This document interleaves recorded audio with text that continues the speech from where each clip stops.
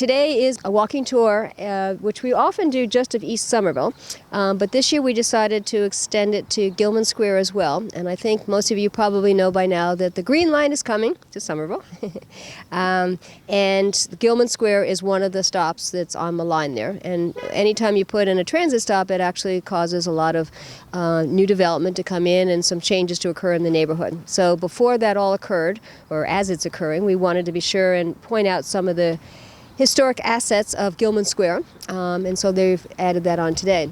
So it's going to make it a little longer walk than we usually do, but you're all a hardy crew, right? It's a great day for walking. Even if the sun doesn't come out, it's actually cool enough you want to keep moving. So we're going to go from here down to Gilman Square and then over to East Somerville via footbridge, which we've never done before. So it should be interesting. Yeah, welcome. So just so you know, there is a sign-in sheet. There's a calendar here if you want. And okay, great. Oh, we have a young one here too. Great, welcome. Are you here with your mother, I hope, today? Yes, okay, good. So happy Mother's Day to those of you that are mothers. So my name is Brandon Wilson, for those who don't know me, and I know a lot of you do because you've been on other tours with me. I'm the Executive Director for the Historic Preservation Commission for the city. Christy Chase is here somewhere. There she is. Christy works with me. She's a preservation planner for the Preservation Commission. We're staff to the commission. And just so you know, that's a volunteer group of people, very dedicated, and there's 14 members representing all different disciplines in the city, some of whom actually live in historic properties. And today with me, who is going to be the major tour leader in terms of the history part, is Ed Gordon. And Ed Gordon is the president of the Victorian Society of New England, and he's going to speak shortly and tell you more about everything. I wanted to find out before we get started, how many people here are Somerville residents? Okay, all right. So for those of you that are not Somerville residents, do you want to shout out where you're from? Right. Winthrop? Where'd you? Okay, right. Great. Great. Oh, I've heard of there. Okay. Okay, sounds great. And those of you that are here, how many of you actually live in either Gilman Square or East Somerville? Oh, good. Great. Let's get started with Ed. Welcome, everyone. We have a lot to see today. We're going to be exploring Gilman Square and the East Somerville Broadway Commercial District and the residential areas in between the two commercial districts. And I think two of the things that I took away from my recent studying up for this tour is that a lot of the sort of movers and shakers, if you will, of Gilman Square and East Somerville in the period of 1830 to 1870 started out in the northern New England states, Vermont, New Hampshire, and Maine. And they came down to Somerville right around the time of its independence from Charlestown in 1842. So these were guys who grew up on farms and who didn't really want to be farmers, and they saw opportunities, interestingly, not in Boston, but in the emerging town of Somerville, newly independent. So that was one of my takeaways. And then the other thing is the coming of the electric trolley around 1890 really started to make these parts of the city places that we would recognize today. In other words, when the electric trolley comes in, that is really opening up the world of shopping to people in surrounding communities. And, you know, yes, you had the railroad, the Fitchburg Railroad, the Boston and Lowell, and that was pretty much, for commuters and freight. But the electric trolley really brings the shoppers into Gilman and Broadway and East Somerville and Union Square and other parts of the city. So there are quite a few surviving commercial, residential, or commercial institutional buildings from the 1890s period and later. Okay, for now we're on the top of Central Hill, and this, some of its historical interest stems from the fact that in 1775, something called the French Redoubt was up here kind of between where the library is and where the high school is. And a redoubt is kind of like a deep trench where, in this case, the patriotic troops could climb into the trench and they would have some protection to shoot out at the British enemy, basically. And then in the 1790s, there's mention of the land up here on Central Hill being called the church lots, and that was because the Congregational Church in the City Square section of Charlestown owned the land up here on the hill.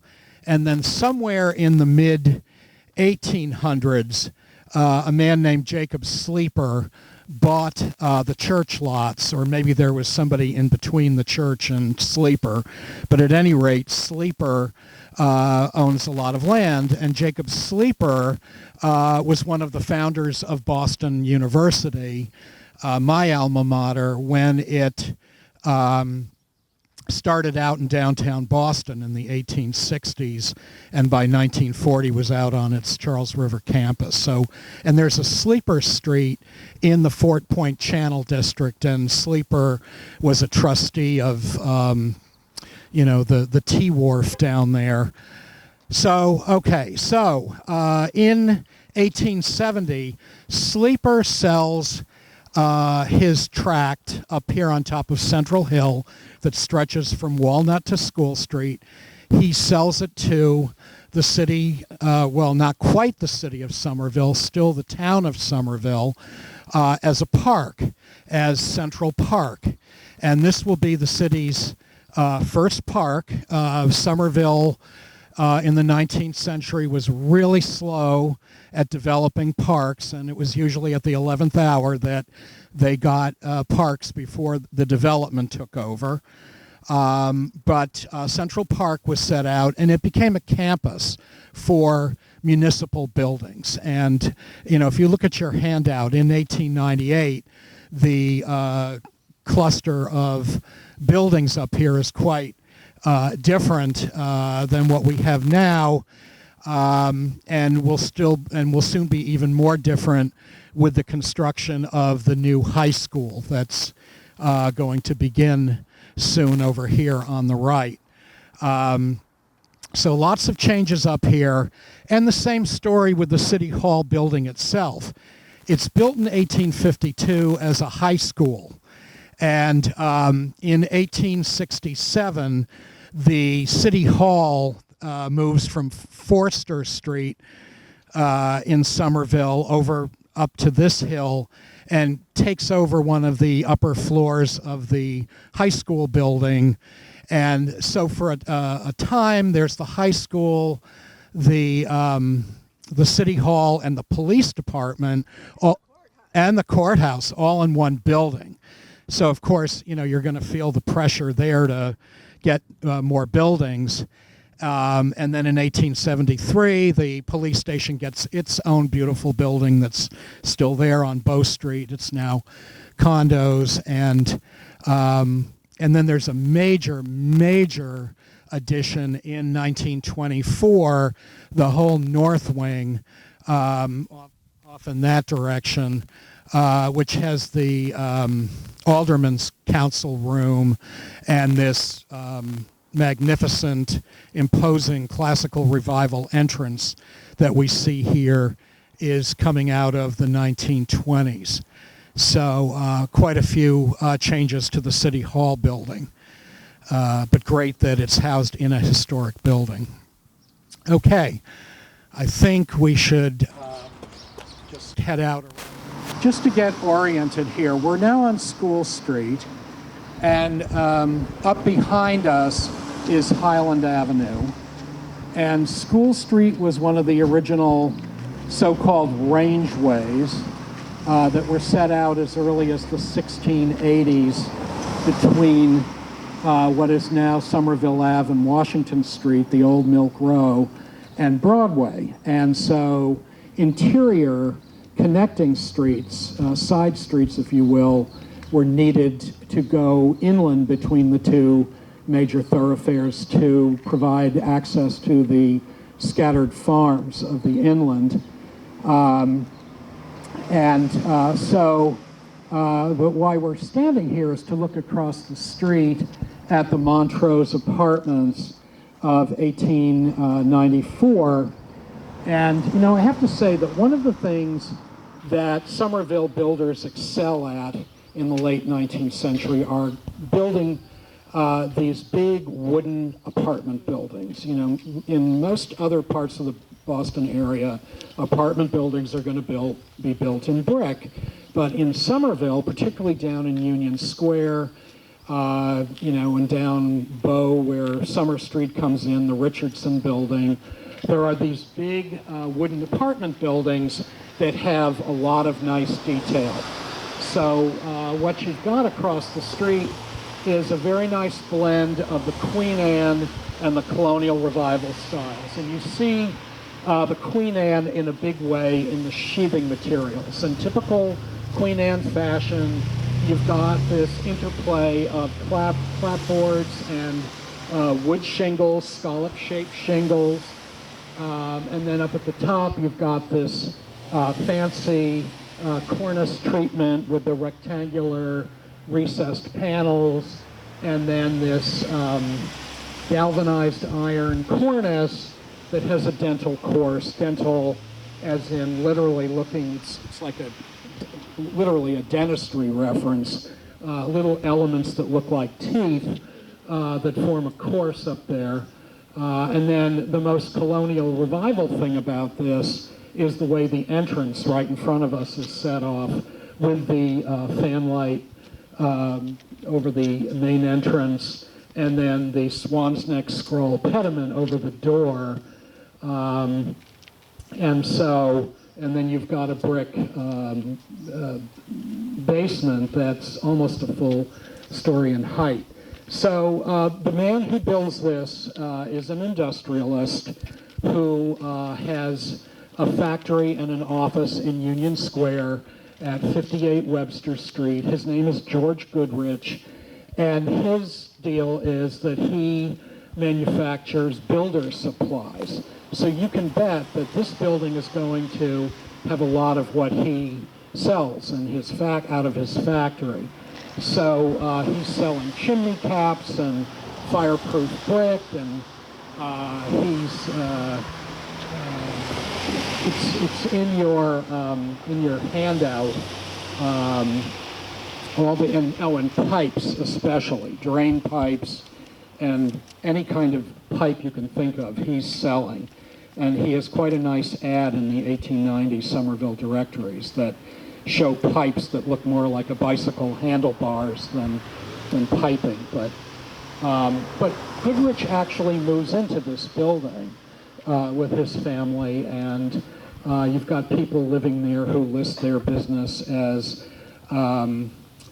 someone who's the manager of a men's clothing store in Bowdoin Square in Boston, and there's salesmen, and there's a tinsmith, and it's a building that's conveniently located right near the Winter Hill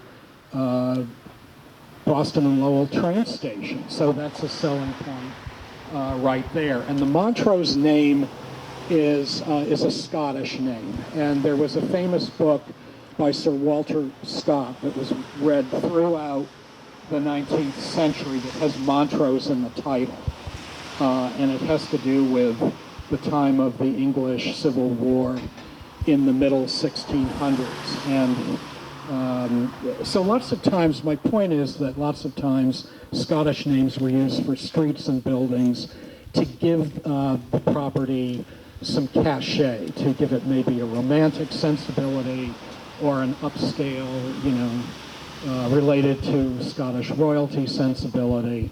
So anyway, I think I've said my piece on this, but I really like this building. Yeah, we're sharing the microphones. Oh, we are. Okay, so this is a good example also of a building to, for those of you who just joined us, I know this is the Historic Preservation Commission sponsored tour.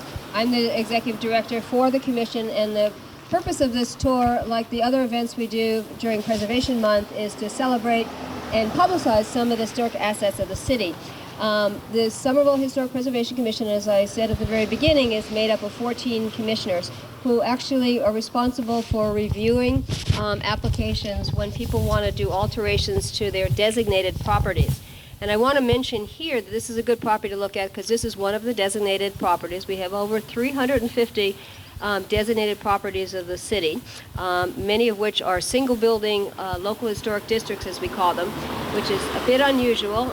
We pioneered this concept back in 1985, and this is a single building historic district. So the way you can tell in many cases is there is a plaque on the side of the building, as you can see behind us over there on the edge of the corner. And that often indicates not everybody chose to get a plaque at the time. They had to purchase them. So we did another initiative a couple years ago, and more people got them then. But not every building that is designated has a plaque, so it's not the fail-safe way. But if you go to the city's website, there is actually a listing there. This property, I can tell you, the owner, the developer, is actually wants people to know that he is intending to paint it soon. That's very much, it's a huge job to do. As you can see, this wraps around the block. But he actually has taken good care of it, and he has a lot to do, and so that's certainly on his plan to do. But anyway, these properties here that are designated are only at the exterior of the properties that is within the purview of the commission.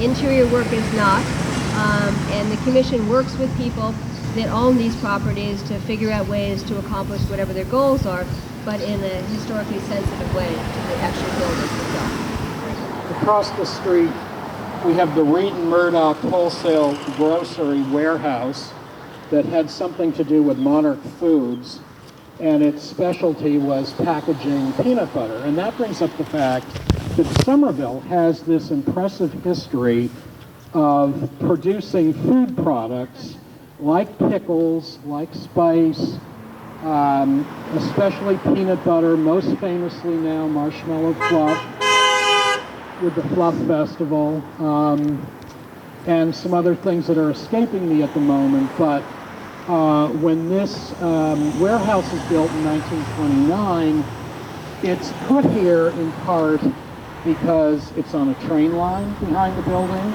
It's near the newly built McGrath and OBrien highway, so they can get their trucks onto that highway and out to the stores. And so this would be more of an ordinary warehouse structure were it not for the fact that there are some interesting design elements, particularly around the main entrance right in front of us with that lion's head and the detail on either side, and then the facade is divided vertically by these brick piers, and then up at the top the roof line isn't just like this flat parapet, but has some stepped detail that injects a little bit of Art Deco into the mix. So, this Reed and Murdock company got its start in Dubuque, Iowa, back in the 1850s, and its original purpose was to provide food to the wagon trains who were going out to settle the American West. And somehow it ends up here on the East Coast and in Somerville in the 1920s. So that's what I can tell you about this. Looking right across the way here at the Knights of Malta building, which was built in 1896. And, this is such a key building for Gilman Square. We absolutely need to have this building remain in the mix. Its neighboring building, the Stickney building, came down at a date that I don't know, but there was quite a large brick building with a center gable called the Stickney building that was owned by a man named Rufus Stickney of Stickney and Poor Spices and Pickles and so on But the Knights of Malta building housed a charitable social organization who has its roots way, way back 1085 AD on the island of Malta in the Mediterranean between North Africa and Sicily. And this was, when it was founded, the Knights of Malta's purpose was to give Christian crusaders protection as they made a pilgrimage from Rome to the Holy Land. And as time goes on, the organization becomes more focused on helping the poor of the communities that they're in. And there were numerous Knights of Malta organizations across this country as well as in Europe. And, right after the Civil War, the great age of these charitable organizations like the Knights of Columbus, the Masonic organizations, and what? Elks. The Elks, yes. Fellows. The Odd Fellows, yes, all of those. And so a building like this would invariably have quite a sizable meeting hall that was not just for the host organization, but for other organizations in the town to be able to use. And of course, the really stunning part of this building is up at the top with this high relief of St. John on a horse going off to who knows where. But this is a really handsome building that will also become the first home of Fisher College, which we know today is on Beacon Street in the Back Bay. And they were here from 1906 to 1939, and then in 39 they moved to the Back Bay, and they are still there, and they are a business college still. So they're coming back here? 1903, okay. All right, so, do you want to talk about the Okay, one of the, as I said before, the reason that we decided to add Gilman Square into this tour is because it's going through a lot of changes as a neighborhood. This square here, many people don't even know the name of it, but they will because it's going to be a transit or subway stop here on the Green Line. So we had worked on this tour with the person that's the GLX, as they call it, Green Line Extension representative, Justin Moling. But I just talked with him because he wasn't here to find out what happened. And unfortunately, his mother, who came to visit from Connecticut, actually took a fall yesterday, and he's at MGH with her. So we apologize. He was much more informative than I can be about this station. But the station would be going over here to the left of where that truck is, across the tracks. Again, the Green Line Station, for those of you who don't know, is taking advantage of the railroads, the tracks that are already there, the commuter lines. And so where you see tracks is where that will be coming. Yeah. So this is The tracks will be relocated. You cannot have heavy rail and light rail in the same system. So the heavy rail is going to be moving over to this side of the towards us, and the light rail is moving closer to the high school and city hall. So that will, and that's why the train station will be on the other side of the tracks, not on this side. Yeah. So the GLX, the Gilman Station, just so you know, there's two parts to the Green Line extension that's coming into Somerville. The first part is a spur that's going to go from Lechmere to Washington Street, and then it goes right into Union Square. The second part will be coming along this railroad tracks, as Chrissy just described, and the first stop will be Gilman Square. No. The first stop is Washington Street. I thought Washington came before Union. No, Washington. Union is coming out of Lechmere, Okay. and then going to Union Square. That spur is there. This spur here is going out to Tufts and eventually at College Ave, and eventually out to Route 16, funding providing. Yes, I stand corrected. So the Washington Street is not part of the Union Square spur. It's actually the first stop is Washington Street, and the next stop would be here, Gilman Square. And then the stop after that would be Lowell Street, and then Ball Square, and then out to what's on the borderline with Tufts University and Medford, which would be College Avenue. And then, of course, the expectation is, if all goes well, is there'll be funding available to actually extend the stop out to the end of the line, which would be the Alewife area. But that's not in place yet. But anyway, this would be the second stop on the Green Line extension. So this, of course, is the high school that we just left, the back side of the high school. A little imposing and not very schoolish looking from here, but with a new campus that's being developed on the new building. Oh, Justin. Okay, well.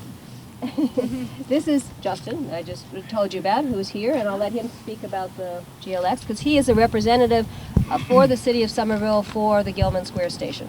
So, Justin? Based on the summer vision process and the vision for the square that came about through that, the neighborhood plan sort of maps out a plan of how things should be guided as far as the development of Gilman Square. Part of what they're looking at is, if you look around you, there's a lot of four-story buildings. This one, the one that Sarma's in, historically, the gaps in those spaces were filled with other four-story buildings that were similar in architecture and look. So the neighborhood plan, the new neighborhood plan, takes that into account to some extent. So this lot here has actually been sold. It's no longer the auto mechanic that was there before. It is in the process of being developed into a 4 to 6 story. The Holman's building here is owned by the city, and as part of the Green Line extension, this building here, as part of the Green Line extension, the GLX constructors will demolish that building. That's why it's got part of the reason it's got the fence around it. They're going to preserve the lion and some of the architectural features of the front door over there, because that was something that people in the community really sort of latched onto.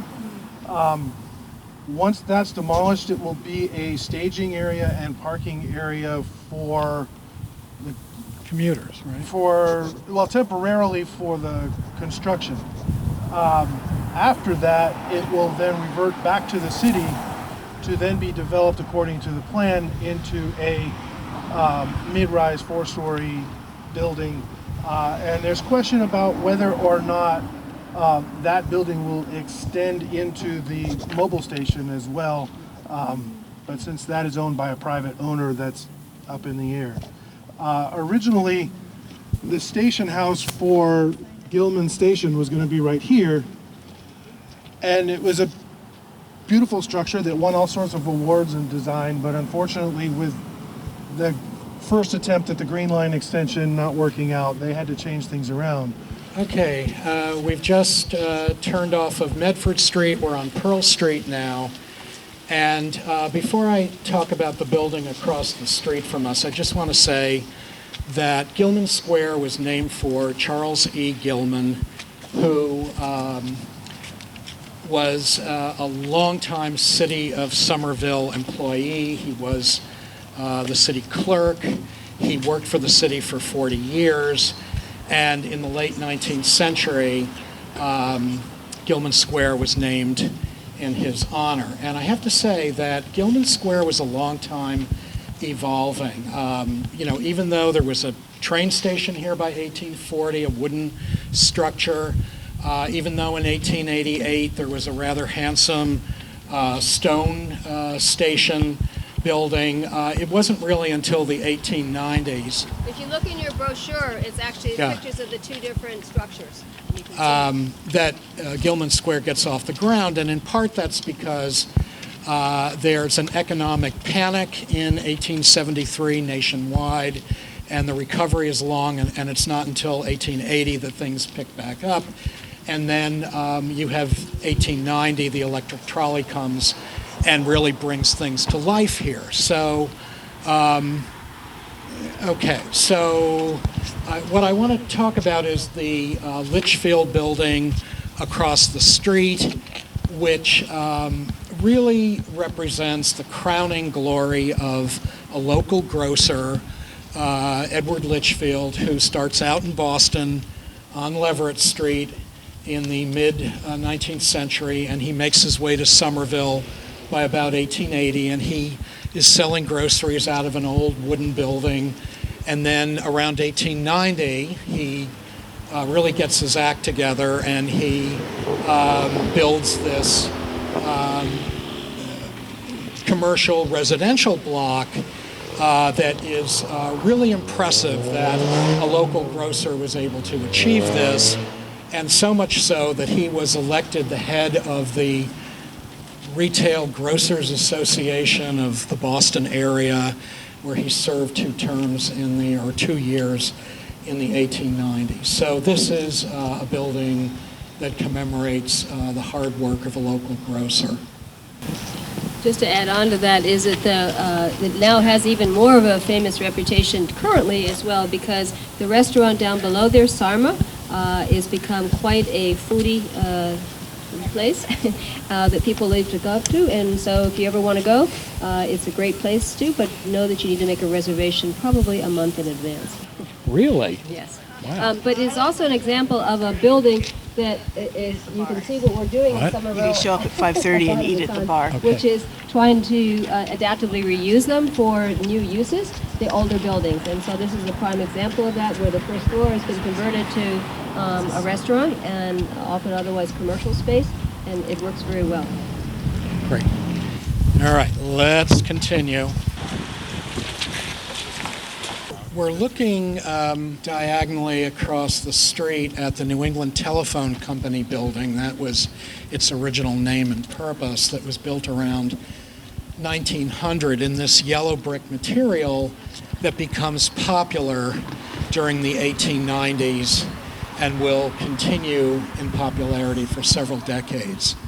So this material is being used in reaction to the darker building materials that were favored prior to the 1890s, the brownstone, the dark red brick. This is the go lighter mode of brick. And I believe it's true that this golden yellow brick is a little bit less expensive than red brick and certainly stone to use. And you've got concrete trim elements. You've got this really handsome cornice, galvanized iron with the dental course and the modillion blocks underneath the projecting cornice. Do you want to say something? Yes, I found out fairly recently that the yellow brick is imported from the Midwest, Ohio, I believe, rather than the red brick, which is native to this area. Thank you. Okay, so this was the telephone exchange, and I am not 100% sure on what all is entailed with a telephone exchange. Maybe you know. I was given a tour a few years ago of the interior. What they had were switchboards, the old-fashioned switchboard operators in there, and in the 1950s there was a fallout shelter in the basement, which I thought was kind of interesting, and it's still got parts of it visible. Yeah, we could still use it. No, I hope not. I'm trying to do this stupid, like I don't care if I look down. Okay, as we walk along, please notice the K here for Kemp Nuts. We're going to talk more about this building in the sun over here, but notice the K over here. Okay, so we're looking across the street at the Kemp Nuts factory, which was built in the early 1920s for an Edward Kemp.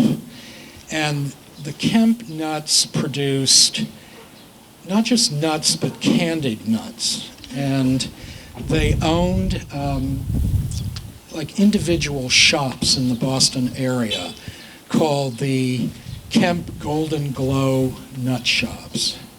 And that was the name of some of the products, the Golden Glow nut products. And so in terms of its architectural style, this is pretty utilitarian and industrial, but it does kind of speak to a style that's coming out of Germany and the Netherlands in the 19-teens, the Bauhaus style, the style that celebrates the factory aesthetic. And so certainly you get a factory aesthetic here.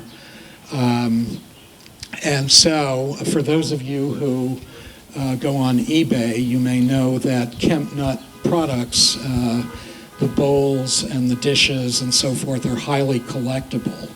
And there are some examples, or one example at least, in the handout brochure. All right, now we're going to walk through what park now? This is called the Ed Leathers. It's the Edward Leathers Park. He was of course, a veteran. But this is also, this land that we've been walking past from Gilman Square to here was all part of Edward Gilman's farm, Charles Edward Gilman's farm. Okay, as you can see, it's not an extensive park with a lot of play equipment, but again, there's a need for a passive recreational space in the city wherever we can, and it's green, and if you come back when it's all in bloom, it's quite pretty.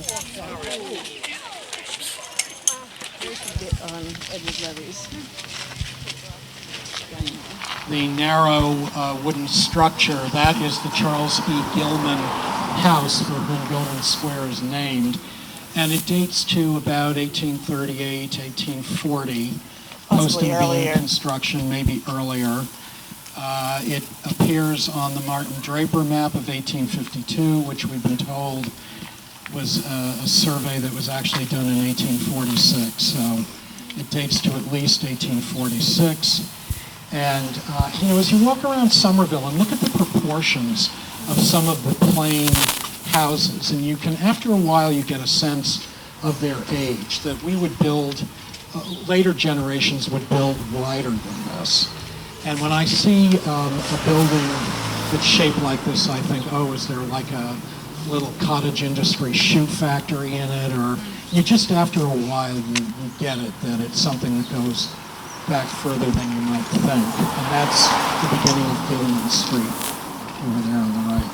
Okay, we can talk about Walnut here. Walnut is one of the city's ancient rangeways that were set out in the 1680s, connecting Broadway and Milk Row.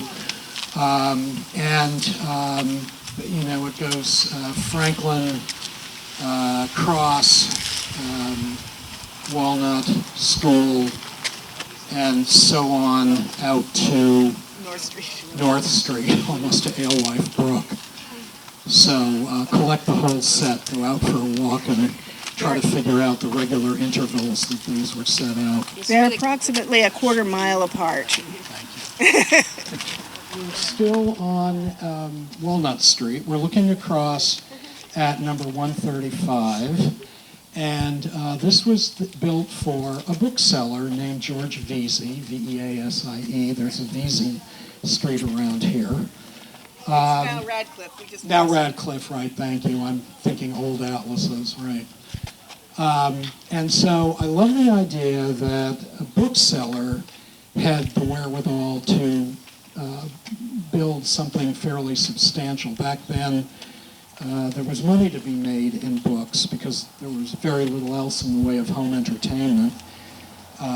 So this was built 1859-60 in the Italianate style, and it has a semicircular one-story addition on the corner there. Later on, probably 1890s, turn of the 20th century, and you can see that the front porch has acquired some clapboards along the way that weren't there originally, but the original porch posts are there. And then the oriel window that sits on top of the porch roof, and it's one of three quite substantial houses that were built in the 1860-70 period along Walnut here. This is the first one that you'll encounter, and it's just a remarkable survival from built on the eve of the Civil War. And if we were to stay around a little bit longer, we'd enjoy some music, because it looks like they're going to be setting up for Porch Fest here. All right.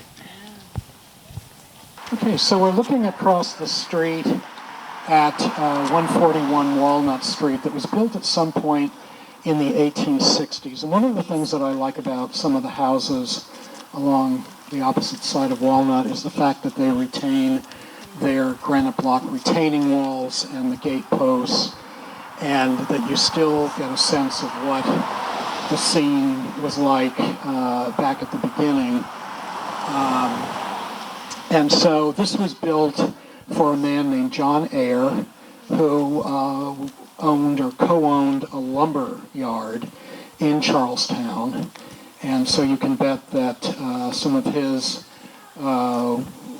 lumber was used in the construction of this house. And you see that the emphasis here is on symmetry, with these very balanced, the front door in the center with the two-story bays on either side. And then you see up at the roof's cornice the brackets. This is Italianate mansard style. The Italianate is sometimes called the bracketed style. And you see the brackets under the cornices of the bay windows. Everywhere they could put a bracket, they would try to do so. And this is a style that comes in to popularity around 1850, and it continues into the 1880s. And then another thing that I like about this house is that the slate shingles seem to be intact, and it's expensive, as some of you homeowners may know, to replace slate shingles when they fall off. So it's got its slates, and then the second owner, a man named McGregor, made leather goods. And we're going to be walking down McGregor Avenue, which isn't an avenue at all. It's a picturesque lane. But Before we leave here, just so you know, there's a new owner for this property here, and I understand that they're working with our office in order to do a lot of exterior work. So come back in another year. This was named for the McGregor who comes on the scene here around 1880. And the street, it's been, reportedly the people who lived in some of these little houses back here worked for the Skilton Pickle Factory further down Walnut. On the west side of Walnut, there was a pickle factory of, 4 or 5 or more buildings. But I really like to point out this former garage that's been turned into a tiny house. And I know I'm borrowing from HGTV that term, but they really did a nice job of making this residential, and in this case the concrete blocks look like they're rusticated when they're just concrete blocks, and there are actually leaded glass panes in the window, rather fancy, to the left of the doorway.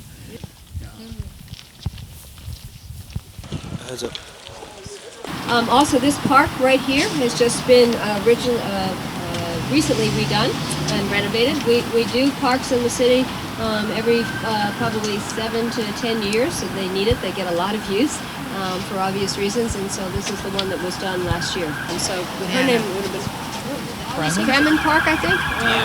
It is the Deanna. Okay, so it's the Deanna Kremen, when she was a young girl that was killed. And a mystery that still hasn't been solved.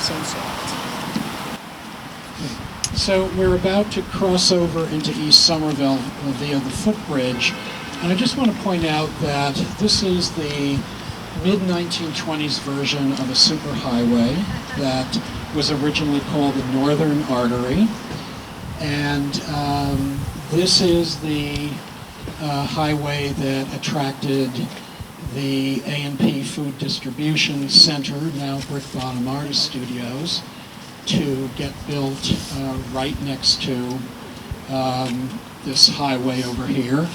And it proved handy for the numerous food product companies on either side of this highway. But by the late 1920s, it was named the McGrath and O'Brien Highway. And the McGrath part is in Somerville, and the O'Brien part is in Cambridge, and this is probably the only highway in the U.S. that's named for Catholic priests. And at least one of the priests, I think McGrath, was associated with St. Joseph's Roman Catholic Church in Union Square. So that's kind of interesting, but McGrath certainly deserved it because he was with the church from the very beginning in the 1870s until as late as the early 1930s. 50s. 1950s. You're off. He was a priest until into his 90s. Well, I knew he was there for a long time. Right, it was just, phenomenal. Right. Yeah, And, the longevity there was amazing. Good. Okay. All right, let's cross over. When I was out planning this tour a couple of weeks ago, I noticed this 11 Bonaire Street, and I thought, oh, what a great little mansard cottage that has a formality that belies the fact that it's pretty modest, but it's pretty wonderful with that kind of center towered segment with the pyramidal roof, and then the slates on either side with the red-colored diamond shapes. It's just a charming building that was built around 1870 for a man named Edward Higgins, whose description in the old business directories is painter. So over time, people with job descriptions like molder, tinsmith, some other trades that connotate either working in a factory or working in the building trades lived in this house. And so it was here relatively early for its streetscape. I think the only other neighboring house that was here when it was built was the house with the center gable down there. So anyway, I just think this is wonderful. So I just want to point out that when you went across the footbridge, you went from Winter Hill or Gilman Square area to East Somerville. So you're officially in East Somerville right now. Yep. Yes. We are looking at the quite large school here on the corner, the Edgerly Education Center, which when it was built in 1935 was the John Dickerman School, or the John Dickerman Technical Center.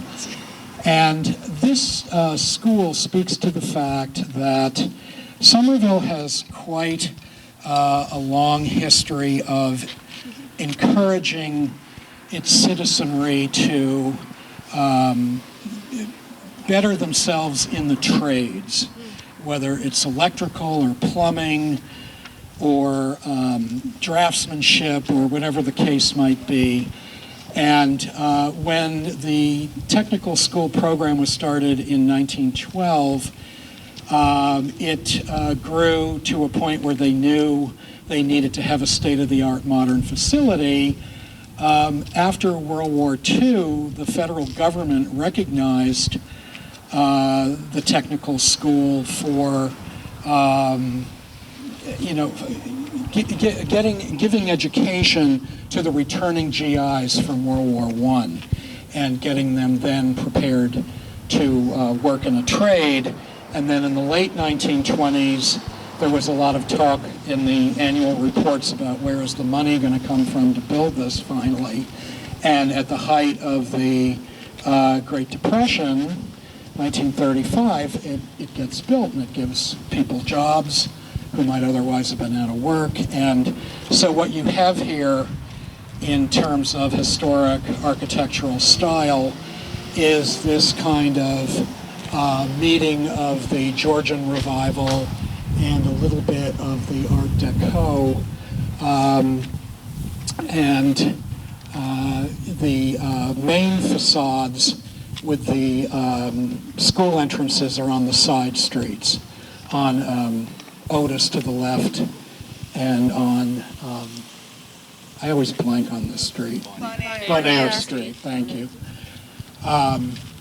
So when the school was built, it was meant to be a trade school, yes, but to have a continuing education section for people who wanted to brush up on their chosen field. And then there was an elementary school also in this mix, and there was a multi-purpose auditorium. Much was made of this, that it was a combination auditorium, gymnasium, and cafeteria or lunchroom. So, and then also much was made of the fact that it was built of fireproof brick and had state-of-the-art electrical systems and all of that. So, and it stands on the site of the original Victorian schoolhouse that was here in the early 1870s, called the John Edgerly School. So the Edgerly School, fast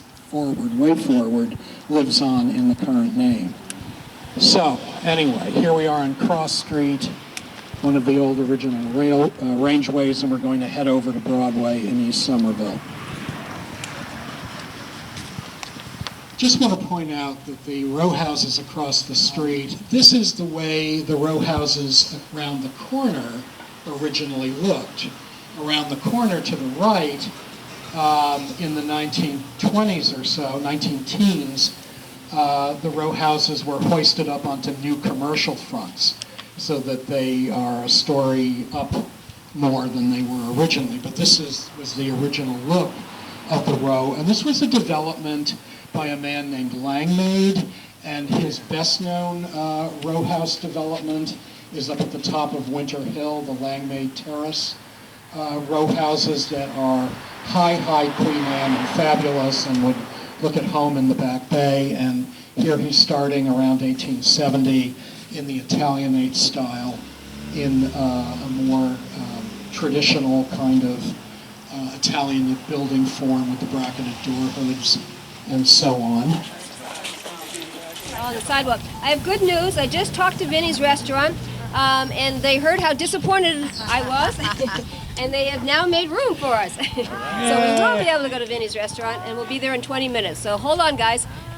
We'll do a couple more buildings, and then we'll go there. Okay, so we are now on Broadway, and this was a thoroughfare that was laid out as early as 1636.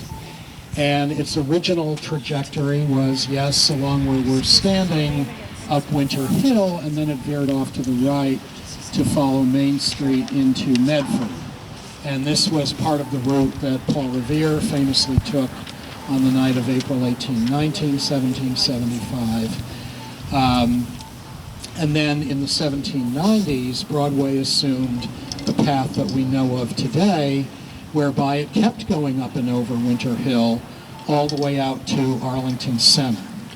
And at that point in the 1790s, it was called the Road to Menotomy, because Menotomy was the original Native American name for Arlington. So that's kind of how it went. And then in the late 1850s, there was a horse-drawn trolley that linked Boston with Somerville and parts further west, and that encouraged commercial development. And then, of course, 1890, just as we saw at Gilman, we see more commercial, residential, and institutional buildings getting built.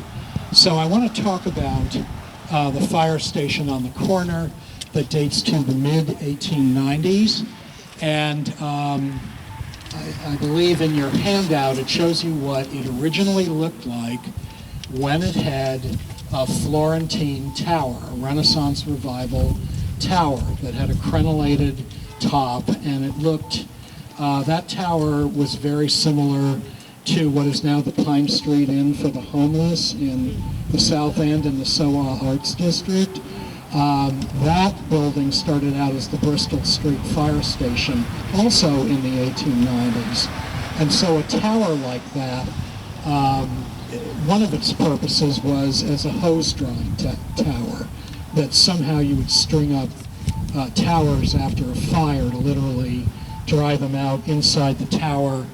In some fire stations, a tower was used as practice by the firemen to scale the tower with picks and ropes, and it was part of their training.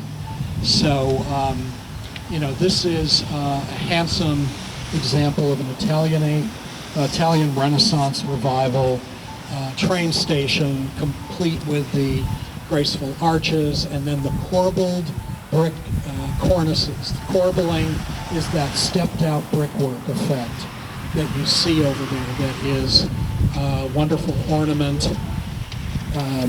And today, is there a senior center still in there and some kind of a youth organization? Yes, and it's not a train station, it's a fire station. Fire station, right? What, I You meant said- fire station. I know, I think you said trains. No, I meant fire station. Yes, I meant fire station. Yes. Okay, so That's- let's take a quick look over here. So we're over here on Cross Street East, and we're looking at this row of houses that were built around 1880. And they were built by a very interesting man whose name is either pronounced Simon or Simon Klaus, K-L-O-U-S, who owned most of the land on the north side of Broadway up to about Mystic Avenue. And it's the area that later got developed as the States Avenue neighborhood. And he apparently thought that when he built this row, that this would be the beginning of a very urban-looking row house neighborhood. And that is not what happened. For whatever reason, that never happened. And you see this a lot in Boston area development history. Somebody thinks that their idea of the neighborhood is going to take off as row house living, and it doesn't. But these are handsome, mansard row houses that have this ornamental brickwork below the first and second floor windows that's called billet work, B-I-L-L-E-T. And it looks like some of them have been fixed up a little bit. We got awards last year. And got some awards, and so anyway, progress here. Yeah, lovely. Just to get your bearings in here, this, as I said before, is East Somerville. But if you look down to the end of the street there, you can see that's Assembly Row or Assembly Square area, which then becomes Assembly Row, parts of it as well, so it's not very far away. And then also the park down here has just been recently finished about 3 or 4 years ago. It's won some awards. It's a wonderful park that's been relocated from another part of East Somerville because it was too close to the highway. And so we've become very sensitive to the fact that we need to be concerned about pollution and air quality and such for parks and such. And again, it's much larger than the other one, and it's very, very fun. It's actually got a fountain and a movie screen and all kinds of things here. This is also the area where East Somerville Main Street does a lot of work, and unfortunately the representative for East Somerville Main Street that is co-sponsoring this tour with us today does not able to be here. The Porch Fest actually fouled up a number of things today, but she wanted to make sure that you all knew that welcome you to East Somerville. East Somerville Main Street, like any of the Main Street programs in the United States, works with local businesses and the residents in that surrounding area to take advantage and appreciate the historic downtown areas, or the main streets as they call them, and to help bring them back and make them someplace that people want to come back to again instead of the malls and the suburbs and such. And so again, she welcomes you here. Hey, Brandon, what is that building that's fenced off down there? The church, I think. That's the former church, Protestant denomination. There was a famous, I guess you would call it a nightclub in there in the late 50s, early 60s. There was a famous DJ or somebody like that who held forth in there. And then it's been, is that vacant in there? Or? I think it has some kind of an office in there working manufacturing, but it's clearly looking for a new use. Oh, okay. I just wanted to say that I volunteer with East Somerville Main Streets, and so if anybody has any questions about the organization and what we do, you can come ask me. If you would like to get on our mailing list, I have a little piece of paper. You can write your name and email, and we do a lot of great events at the park, and partnering with the city of Somerville to do a lot of great events too, and really working with the businesses as well. So I'm delighted you're here. So your name? Amy Horton. Amy Horton. So also she might want to mention that they have a big event coming up, which is Carnival. Yes. Which is not next weekend, but the following weekend? Or I have it right? So No, June, it is so- June 3rd. It So is June Sunday, 3rd. June 3rd. Okay. And so for Carnival, it's an annual event that we host for East Somerville Main Street. And we close down Broadway. And it's a big cultural event. And we have all kinds of vendors and artists. There's visual arts. There's bands performing. There's dancing. There's always a big parade.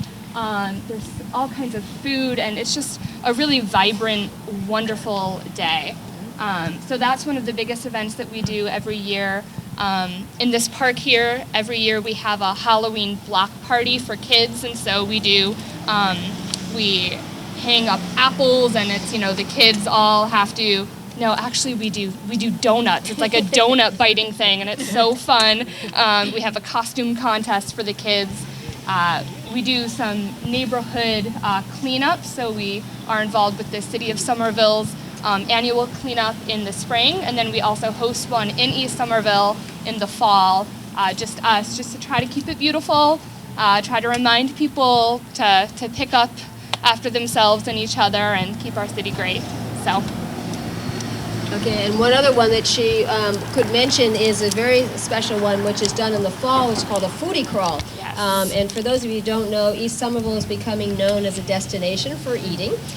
Very wonderful diversity of ethnic restaurants here, some of which we'll pass by, one of which, as I said, we're going to, which is Italian, but there's more recently other immigrants from other countries as well that have opened up shop here and really added a whole lot to the flavor of the area, literally. Yeah. So, and that's in the fall. That's actually something that everybody's invited to. Again, it's one of these things that they close down, not the whole street, the whole Broadway, but it basically takes over the area, and then you wander from place to place with your ticket, and you just get to try sampling of food all over. So it's called a foodie call. Look out for it. I want to talk about the Gold Star Memorial Library, which was built in 1918 in a classical revival style with the fluted ionic pilasters ranged across the entrance. And you can think of a pilaster as a flattened out column that's purely ornamental, and it's meant to enliven what would otherwise just be a plain brick facade. And then up under the cornice is the dental course that we invariably see on a lot of these historic buildings, and obviously a replacement modern metal doorway. But this is a Andrew Carnegie funded library. Carnegie, thank you. And Carnegie starts out, he's born in Scotland, and he credited his later business success to the fact that he was given access to a well-to-do family's private library in the village that he grew up in. And then, of course, he comes to the U.S. and he's very much engaged in the steel industry in Pittsburgh and other businesses.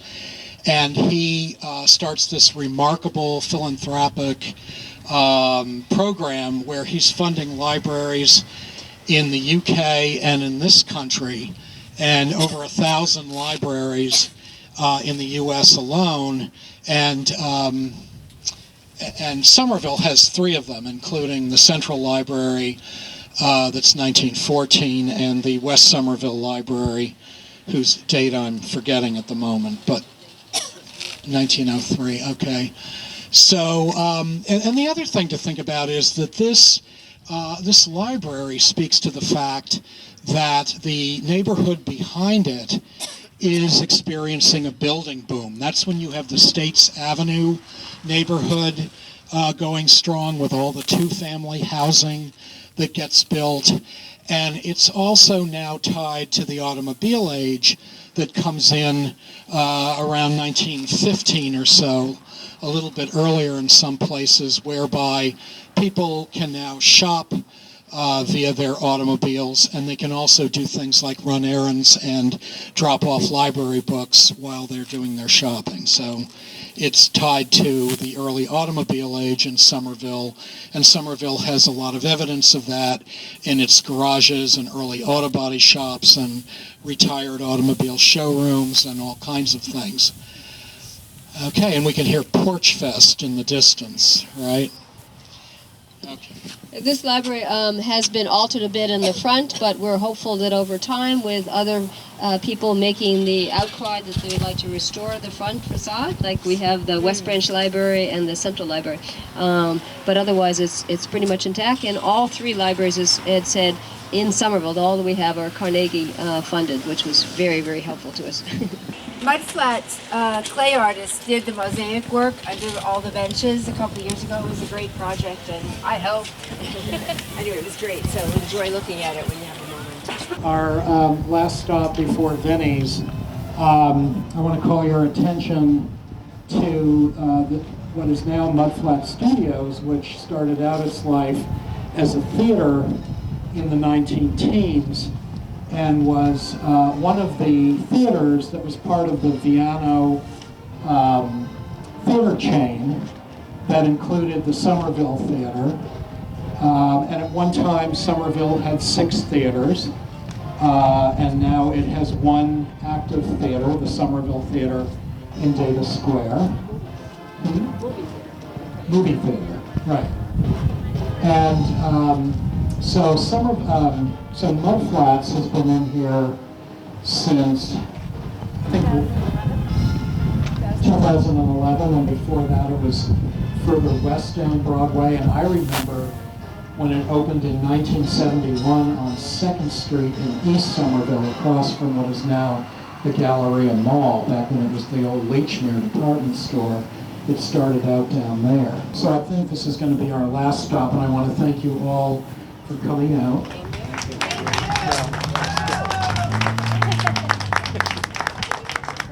Thanks so much for coming. Thank you. Okay.